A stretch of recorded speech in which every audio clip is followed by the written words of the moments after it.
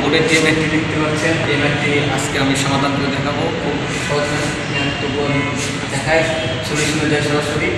এখানে দেওয়া আছে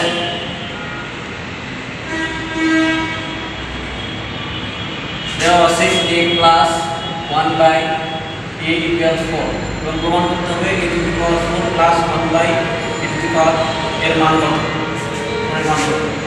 সো প্রদত্ত রাশি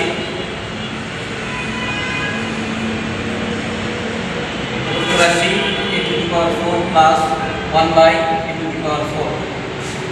তো এটাকে আগে সূত্রতে ফেলাতে হবে, যেহেতু এরকম কোনো সূত্র আমরা জানি না।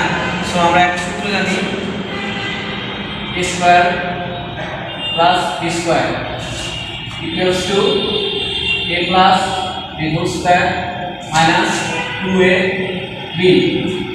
তো এটাকে আগে ভেঙে নিতে হবে। তো আমরা ভেঙে নিই, a স্কয়ার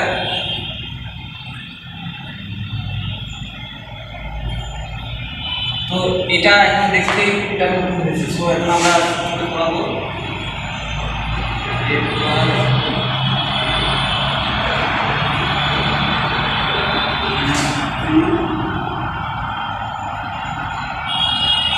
এখানে কাটা যায়।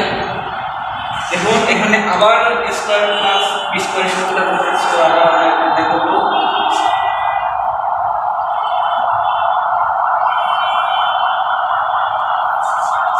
আর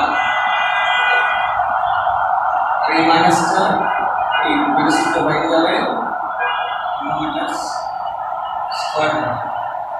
এটার মান আমরা এখানে দেওয়া আছে, সেখানে আমরা বসাবো 2 হোল স্কয়ার মাইনাস 2। তাহলে আমরা 4 এর বর্গ জানি 16